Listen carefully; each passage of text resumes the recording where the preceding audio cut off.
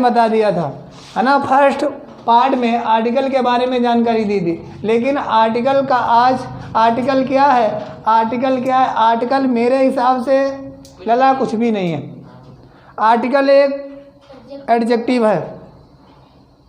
Article जो हमारा है एक एडजेक्टिव है और ये एडजेक्टिव की तरह ही कार्य करता है, ठीक है। तो पहले डिफिनेशन में हम बता रहा हूँ आर्टिकल की, यानी article is nothing, article is nothing but it is part of adjective. आप यहाँ पे समझे, मैंने क्या लिखा, article is nothing but it part of adjective, यानी आर्टिकल कुछ भी नहीं है, ये सिर्फ एक यानी एडजेक्टिव का भाग है। यानी article is nothing but it is part of adjective, ये एक एडजेक्टिव का भाग है, यानी पार्ट है या भाग है। अब सर आपने तो कह दिया कि ये एडजेक्टिव का पार्ट है, बट मुझे एडजेक्टिव ही नहीं आता, तो हम आर्टिकल कैसे समझेंगे, है ना। जब तुम्हें एडजेक्टिव नहीं आता तो सर हम आर्टिकल कैसे समझ पाएंगे, वो प्रयास करें। यानी एडजेक्टिव क्या है, यानी एडजेक्टिव है, यानी adjective is qualify noun and pronoun, यानी वह शब्द जो नाउन और प्रोनाउन को क्वालिफाई करता हो, उनकी विशेषता बताता हो, उनको सुंदर बनाता हो, यानी तो उसे क्या कहेंगे, एडजेक्टिव। अब एडजेक्टिव का काम क्या है, यानी किसी नाउन को बेहतर बनाना, है कि नहीं। वही काम एडजेक्टिव का है, यानी किसी नाउन को बेहतर बना देना। और एडजेक्टिव और आर्टिकल का काम सेम है। लिख लिया नंबर 1। नंबर 2, अभी यहाँ जैसे हमने एक बार पहले देखे, हमने लिखा सीता, सीता के बाद में हमने लिख दिया पेटा, फिर लिख दिया विग, फिर लिख दिया फैट। देखो हमने क्या कहा, Sita is tall a girl, Sita is a beautiful girl, sorry यानी यहाँ पे लिखा टॉल, यहाँ पे लिखा Sita is a beautiful girl, Sita is a tall girl, Sita is big girl, Sita is fat girl, लंबी। अभी यहाँ पे विशेष ध्यान दो कि हमने ये बार लिखा, क्या लिखा, टॉल, बिग, फैट। बताओ सभी एडजेक्टिव हैं, यानी सभी जब हमारे एडजेक्टिव हैं, एडजेक्टिव हैं, मैं तुमको क्या बता रहा हूँ, ए कहानी क्या पढ़ा रहा हूँ, आर्टिकल बता रहा हूँ कि नहीं बता रहा हूँ। यानी मैंने लिखा Sita is toll big fat, क्या लिख दिया, गर्ल। तो बताओ सेंटेंस सही है। हम तुम्हें आर्टिकल नहीं पढ़ा रहे, अभी आर्टिकल समझा रहे हैं कि आर्टिकल आखिर क्या है, पहले खूब समझ लो। तो बताओ हमने इनको नहीं रखा, हमको इनकी ज़रूरत नहीं है, समझ लो। तो अब क्या हो गया, सीता इज ए, बताओ सेंटेंस सही है, सेंटेंस सही है। बताओ यहाँ पे ए क्या हुआ सर, यहाँ पे ए है तो आर्टिकल, क्या है, आर्टिकल है, लेकिन काम यहाँ पे किसका कर रहा है, किसके लिए काम कर रहा है, गर्ल के लिए। बताओ एक, देखो यहाँ पे लिखा है, यानी कंसेप्ट नंबर हमारा 2 कह रहा है कि article can be study under 2 group, यानी हम आर्टिकल का प्रयोग यानी 2 ग्रुप के अंतर्गत, पहला है डिफिनिट आर्टिकल, दूसरा है, बड़ा ध्यान दें, यानी डिफिनिट आर्टिकल हमारा सिर्फ क्या है, द। इंडिफिनिट आर्टिकल ए है और द है, ए है और एन है, ठीक। अब देखो इस दा को हमारे कुछ विद्यार्थी दा बोलते हैं, कुछ दी बोलते हैं, बता के चलेंगे। यानी हमारे कुछ विद्यार्थी दा बोलते हैं और कुछ दी, यानी दा कब बोला जाएगा, दी कब बोला जाएगा, बड़ा ध्यान दें। यानी दा कब बोले और दी कब बोले, बताएं। अगर हमारी वोकल साउंड है, यानी वोकल साउंड है, वोकल साउंडिंग है, तो करेंगे इसे बोलेंगे दी। अगर हमारी कॉन्सोनेंट साउंड है, कॉन्सोनेंट साउंड है, तो हम किसका प्रयोग करेंगे? दा। यानी जब हमारी वोवेल साउंडिंग होगी तब दी बोलेंगे, और जब कॉन्सोनेंट साउंडिंग होगी तब दा का यूज करेंगे। फिर एक बार समझ लो, यानी दी तब लगाएंगे जब हम वोकल साउंड हो। दा का प्रयोग कब करेंगे? जब कॉन्सोनेंट साउंडिंग हो। यानी दा कब यूज करें और दी कब यूज करें? दी का यूज होगा वोकल साउंड में और दा का यूज होगा कॉन्सोनेंट साउंड में। जरा यहाँ पे और आते हैं। मैंने एक बार लिखा दा बॉय, बताओ हमने दा बॉय लिखा, बताओ वोकल साउंड है कि कॉन्सोनेंट साउंड है? बताओ कॉन्सोनेंट साउंड है, तो कॉन्सोनेंट साउंड से इसे क्या बोलेंगे? दा। क्या बोला? दा बोला। हमने लिखा एप्पल, क्या लिखा? बताओ इसके आगे क्या लगा? यानी दा है कि दी है? इसे बोलेंगे दी। दी क्यों बोलेंगे? कि एन एप्पल, एन एप्पल का मतलब है एप्पल। एप्पल एक हमारा वोकल साउंड है, यानी वोकल साउंड है। तो वोकल साउंड जहाँ पर भी आए उसके आगे आर्टिकल, जब हम डिफिनिट आर्टिकल का प्रयोग करेंगे तब दी बोलेंगे, और जब कॉन्सोनेंट साउंडिंग होगी तो उस आर्टिकल दा को हम दा ही बोलेंगे। समझ में आया? अब इतना समझ में आ गया। जैसे हमने लिखा द बॉय, तो द बॉय, बॉय एक कॉन्सोनेंट साउंड है, तो कॉन्सोनेंट दा। दी कब बोलेंगे? दी एप्पल, है ना? तो दी का प्रयोग वोकल साउंड में और दा का प्रयोग, दा का यूज किस में करेंगे? कॉन्सोनेंट साउंड में करेंगे। अब इसको डिलीट करें और आगे बढ़ें। इतना समझ गए? अब आ जाते हैं ए आर एन पे। पहले आ ए पे, दूसरा लिखा एन। इस ए को हम ए भी बोलते हैं और आ भी बोलते हैं। इसको हम यानी एन भी बोलते हैं और अन भी बोलते हैं। इस ए को आ हम 90% बोलेंगे। कितने परसेंट? आज तक बोल रहे थे कोई बात नहीं, ए बोल रहे थे, लेकिन आज क्लास ले रहे हो तो ए को 90% आ बोलना और 10% ए बोलना। सर कब? जब कोई इम्प्रेसाइज किया गया हो, यानी जब तुम पे कोई प्रेशर दिया गया हो तब वहाँ पर ए बोलना। अगर इम्प्रेसाइज नहीं है यानी प्रेशर नहीं है तो क्या बोलना? आ से आ बोलना। यानी दिस इज ए पेन की आ pen, this is a pen, क्योंकि दिस इज ए पेन मेरा प्रेशर है कि ये मेरा पेन है। बाकी सब में यानी आज से ए को 90% आ बोलना, 10% ए बोलना। ए कब बोलना? जब कोई प्रेशर यानी प्रेशर दिया गया हो या कोई प्रेशर की बात की जा रही हो। वही रूल इसमें है। एन कब बोलना? एन का यूज कितने परसेंट है सर? अन का प्रयोग कितने परसेंट है? तो एन का जो एन जो है, अन का प्रयोग है 90% और एन का प्रयोग है ओनली 10%। वही रूल है जो मैंने तुम्हें ए में बताया है। ठीक, इतना समझ गए? आज के बाद डिस्टर्ब मत होना। लेकिन ये तुम्हारे पेपर में नहीं आएंगे, लेकिन आप कहीं पर इंग्लिश बोल रहे हैं तो सही इंग्लिश बोलने का प्रयास करें। अगर कहीं पर प्रेशर दिया जा रहा है, आप अगर आर्टिकल लगाने की बात की जा रही है और उस आर्टिकल को आप बोलना है, अगर कहीं पे प्रेशर की बात हो रही है तो ए को क्या बोले? ए बोले। अन्यथा अगर प्रेशर की बात नहीं है तो ए को आ बोले। ज़्यादातर हमारे विद्यार्थी अभी तक ए को ए ही बोलते हैं, आ का यूज जबकि 90% हो रहा है। आर से 90% प्रयोग आ का करना। ए का प्रयोग तब करना जब कोई प्रेशर दिया गया हो। ठीक, प्रेशर ना हो तो आ, प्रेशर है तो ए।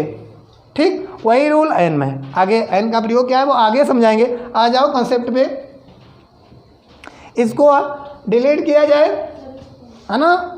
अब अगली हेडिंग बनाओ पोजीशन ऑफ आर्टिकल। अगली हेडिंग बनाओ पोजीशन ऑफ आर्टिकल। अगली हेडिंग बनाओ position of article. Position of article. अभी आर्टिकल पढ़ा नहीं रहे, अभी आर्टिकल सिर्फ समझा रहे हैं। दा यहाँ लगा दो, ए यहाँ लगा दो, यहाँ नहीं लगा, ये सब फालतू की बातें हैं भाई, समझो बोर्ड पे कहाँ कहाँ लगाएं। यानी article of position, first concept कहता है आर्टिकल ऑफ पोजीशन का, अगर आर्टिकल उसके बाद में नाउन, यानी article used before the noun, article हमेशा नाउन के पहले प्रयुक्त होगा। यानी article used before the noun, यानी आर्टिकल नाउन से पहले प्रयुक्त होगा। आर्टिकल नाउन से पहले प्रयुक्त होगा। मैंगो, नीलम ईट्स मैंगो, मैंने क्या लिखा? नीलम ईट्स मैंगो। ठीक, बताओ बच्चों, ये हमारा सेंटेंस सही है? बिल्कुल गलत है। क्यों सर? मैंगो नाउन है, नाउन है तो आर्टिकल जरूर होगा। तो नीलम ईट्स से, ठीक है, तब सही होगा। यानी नीलम ईट्स से मैंगो, यानी अगर नाउन है तो आर्टिकल अवश्य होगा। ठीक, अब सर वोकल साउंड क्या है ये समझाने की प्रयास करो। और यहाँ पे मैं एक देखो ये वोकल साउंड कहाँ से उत्पन्न हुआ, ये मैंने जैसे ये हमारा वोकल कोड हो गया, वोकल कोड, ये हमारा यहाँ पे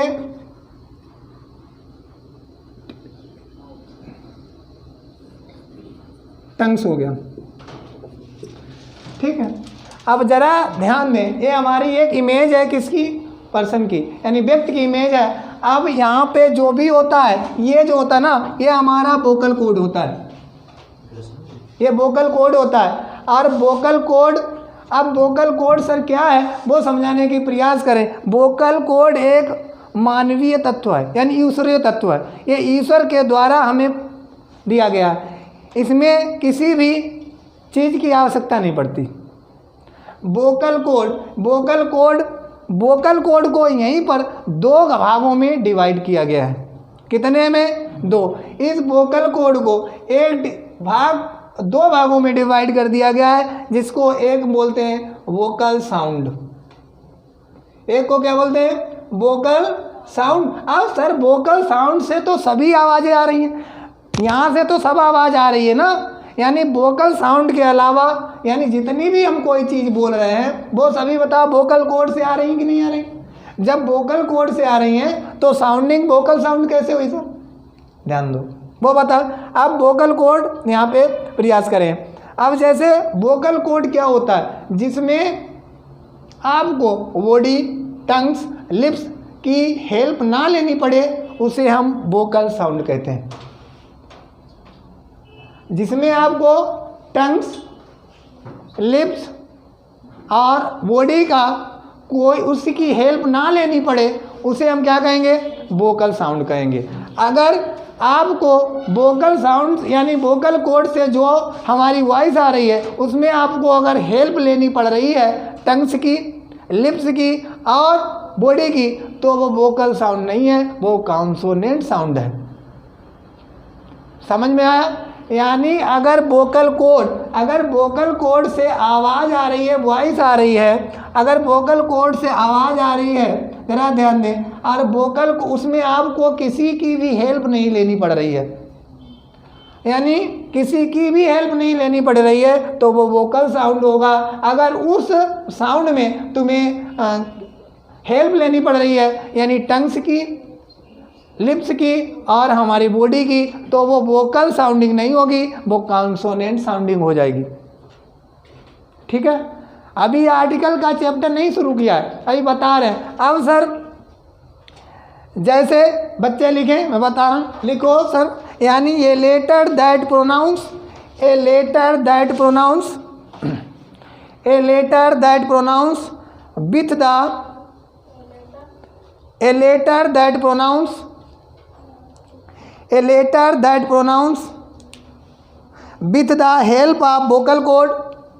with the help of vocal cord, a letter that pronounce हाँ बिटिया, यानी a letter that pronounce with the vocal cord of vocal cord लिख लिया। It is called vocal sound. It is called vocal sound. It is called vocal sound. A letter that pronounce with the help of vocal cord, it is called vocal sound. ठीक है, लिख लो। ये delete कर दे, अभी नहीं करेंगे, definition लिख लो। क्या बोला? ए लेटर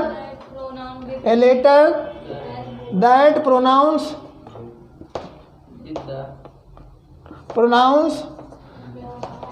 विथ द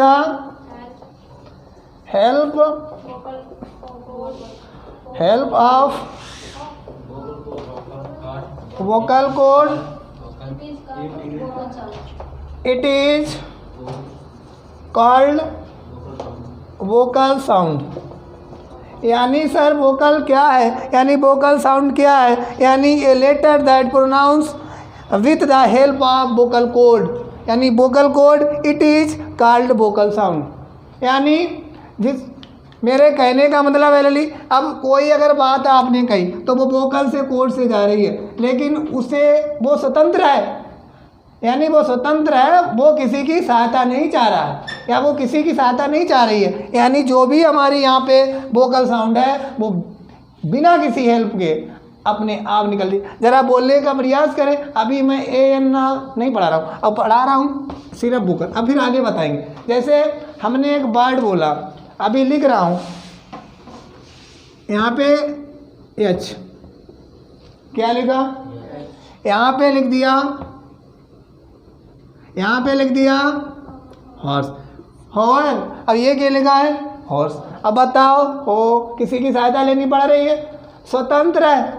अब ये क्या हो, यानी हो, इसमें लिप्स चल रहे हैं कि नहीं चल रहे हैं? बताओ, हॉवर में कोई वर्ड यानी कोई आपसे कनेक्ट हो रहा है, लिप्स, बॉडी या अदर कोई पार्ट यानी हॉवर से कनेक्ट हो रहा है? नहीं हो रहा है, वो डायरेक्ट एंड स्वतंत्र निकल रहा है। बट यहाँ पे हॉर्स कहने से इसमें लिप्स यानी अदर पार्ट भी हमारे काम कर रहे हैं। तो एच फॉर, यानी एच फॉर हमने लिखा हॉवर, एच फॉर हॉर्स, इस स्वतंत्र निकाल रहा है। तो इसके आगे किसका प्रयोग करेंगे? वोकल साउंडिंग का। यानी वोकल साउंडिंग के आगे किसका प्रयोग होता है? एन का प्रयोग। यानी वोकल साउंडिंग के आगे किसका प्रयोग? एन का। वोकल साउंडिंग के एन। अब एक होता है कॉन्सोनेंट साउंड, समझने का प्रयास करें।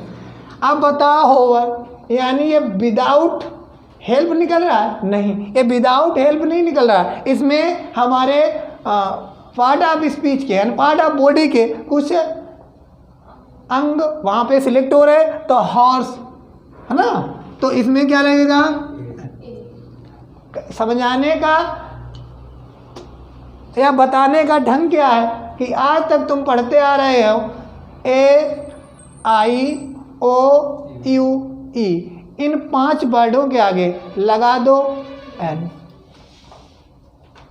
ऐसा नहीं है किताबों वाला ज्ञान रट्टा मार के मत लो, इसकी आवश्यकता नहीं है कि रट्टा मारो। मैं तुमको रट्टा मार के नहीं बता रहा, ध्यान दो, रट्टा मारने की आवश्यकता नहीं है। सिर्फ सीखो और जानो कि हम कहाँ से लगाएं। यानी वोकल कोड होता है। अब वोकल कोड में जो भी आवाज़ जाती है, अगर वो किसी हमारे टंग्स और लिप्स या बॉडी से स्पर्शिंग नहीं हो रही है तो वोकल साउंड। अगर स्पर्श हो रही है, टच हो रही है, तो कॉन्सोनेंट साउंड।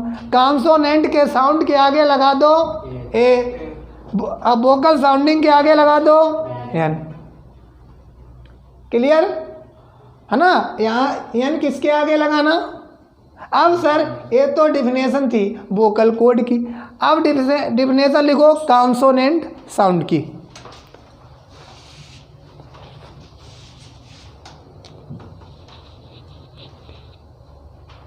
लिखो with the help for lips, with the help for lips, with the help, with the help for lips, teeth, teeth body, with the help teeth body, lips teeth body is called consonant sound, is called consonant sound, is called consonant sound, जिसमें help लेनी पड़ी है किसकी, टंग सी, lips की और body की। तो बताओ कॉन्सोनेंट साउंडिंग हुई कि नहीं हुई? अच्छा चलो एग्जाम्पल नेक्स्ट लिखिए।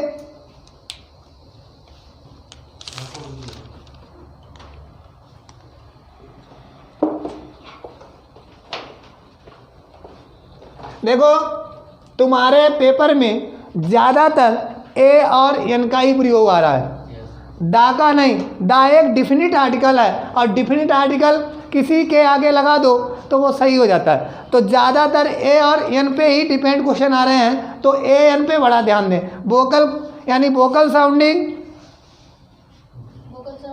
एन और वोकल यानी कॉन्सोनेंट साउंड ए। 5 पे मत जाना सर, वोवेल्स हैं 5, इनके आगे एन, ये बिल्कुल गलत है भाई, बिल्कुल गलत है। मैं यहाँ पे लिख रहा हूँ यू, यू फॉर लिख रहा हूँ अम्ब्रेला, यू फॉर अम्ब्रेला। यहाँ पे लिख रहा हूँ यू फॉर यूनिवर्सिटी। आप पहले इतना समझ लो, यानी you for umbrella, you for university. अब बताओ यू फॉर अम्ब्रेला, आ रहा है, किसी की हेल्प ले रहा है? नहीं ले रहा है, सिर्फ आ बोल सकते हैं। किसी की हेल्प है? विदाउट हेल्प, यानी विदाउट हेल्प कह रहा है, तो बताओ क्या लगाएंगे? बताओ यूनिवर्सिटी, यू, यू लिप्स चल रहे हैं, टंग्स चल रही है, तो बताओ क्या लगाएंगे? ए। बताओ एलिफेंट, एली, ए, किसी की सहायता ले रहा है? नहीं, बताओ क्या लगा दे? ईट, विदाउट हेल्प क्या लगाएंगे?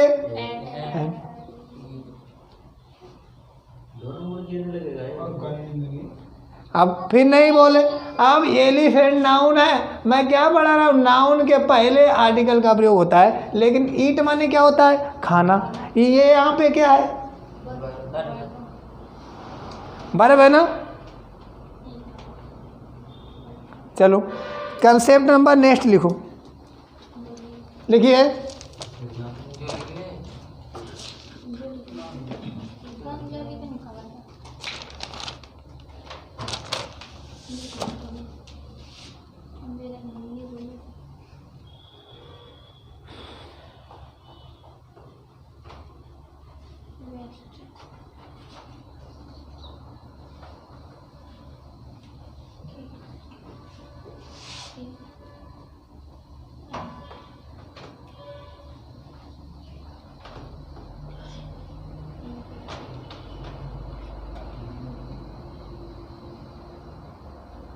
जल्दी लिखो।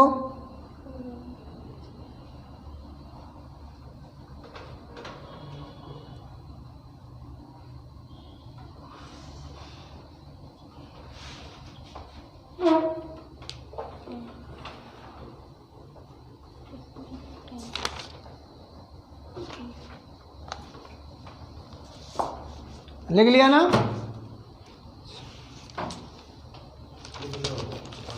देखो कंसेप्ट ये बता रहे हैं कि अगर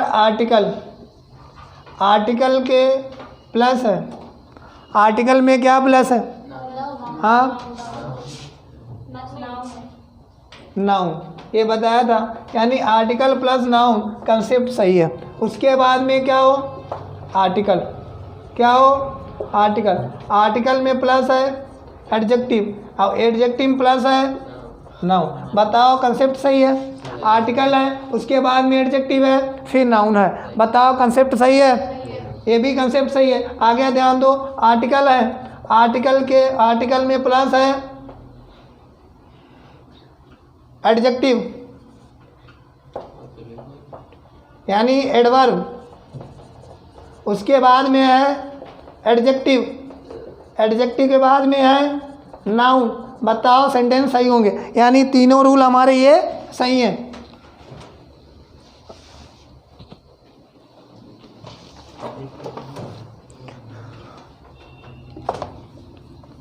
चलो दोबारा से लिख रहे हैं, कोई बात नहीं, अभी ऊपर लिख रहे हैं, परेशान ना हो। यहाँ पे हमने लिखा था, पहला लिखा है आर्टिकल, क्या लिखा है आर्टिकल, आर्टिकल में प्लस होगा नाउन। कंसेप्ट सही है, यानी राम इज ए बॉय, यानी राम इज ए बॉय।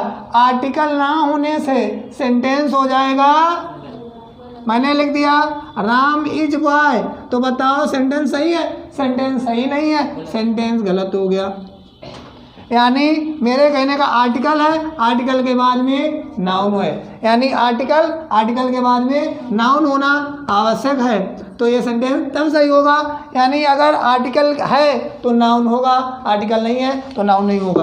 अब दूसरा एक बताया था हमने, आर्टिकल क्या बताया बिटिया, आर्टिकल के बाद में एडजेक्टिव, एडजेक्टिव के बाद में नाउन, एडजेक्टिव के बाद में क्या हो नाउन। तो हम लिख रहे हैं, वही रिपीट करें, Ram is big boy, Ram is big boy. Ram क्या है नाउन है, राम क्या है नाउन है, बिग क्या है एडजेक्टिव है, एडजेक्टिव है, एडजेक्टिव के बाद में क्या है नाउन। तो बताओ सही है, सही है।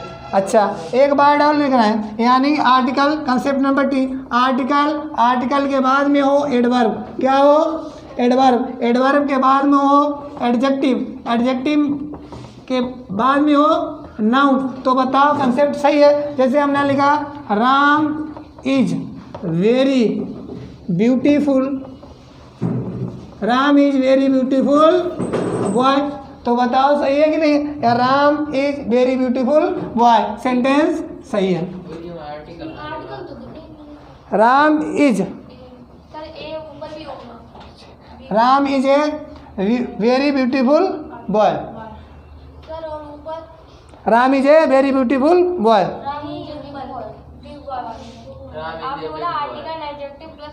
तो वो तो गलत है ना, हमने गलत बताया ना, राम इज बिग बॉय, तो राम इज बिग बॉय गलत है, सेंटेंस ही क्या है गलत है, क्या होगा Ram is a big boy, तब सही होगा। बता रहे थे ना, तीनों क्लियर करो। हाँ लिखो जल्दी।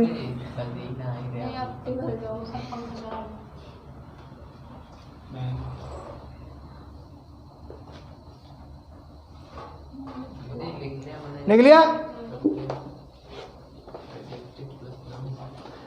मैं आपको इंग्लिश में 4 वर्ड ऐसे हैं जो हमेशा बच्चों को बहुत परेशान कर रहे हैं। सर इनके आगे ए लगाएं, सर इनके आगे एन लगाएं, अब बच्चे बहुत कंफ्यूज हो रहे हैं। ऐसे 4 वर्ड इंग्लिश में हैं जिनके बच्चे नहीं जानते कि सर हम इनके आगे क्या लगाएं। इंग्लिश में वो 4 वर्ड हैं जिसका फर्स्ट नाम है, एक है WY, दूसरा है AI, यानी WY और AI, WY AI कहीं पर भी दिखाई दे जाए, कहीं पर भी दिखाई दे जाए लगा देना यन, यानी मत सोचना कि WY है, कहीं पर भी दिख जाए तो एन का प्रयोग करना। ये विद्यार्थियों को बहुत ज़्यादा परेशान करें, विद्यार्थियों को सबसे ज़्यादा परेशान करें ANW और Y। एग्जाम्पल ईयर, बताओ सर ईयर के आगे ए लगाएं कि एन लगाएं, ईयर। अब ईयर के आगे क्या लगेगा विद्यार्थी का, ईयर, हाँ ईयर, सनिया भी बोला है कि ईयर के आगे वाला एन लगा दो, लेकिन हम लोग जो बोलेंगे ईयर, तो ईयर में पता हम लोग अब ए लगाएंगे। लिखो यहाँ पे एलो, होगा साइन में एलो, एलो ए एन लगेगी सर, एलो में एन लगे। तो हमने बताया जहाँ पर दिख जाए डब्लू, दिख जाए बाई, दिख जाए आई, दिख जाए ए, लगा दो। सर डब्लू का अगला हो जाना। हाँ हाँ क्या बोल रहे हो, तेजी बोलो, सुनाई दे। डब्लू का एग्जांपल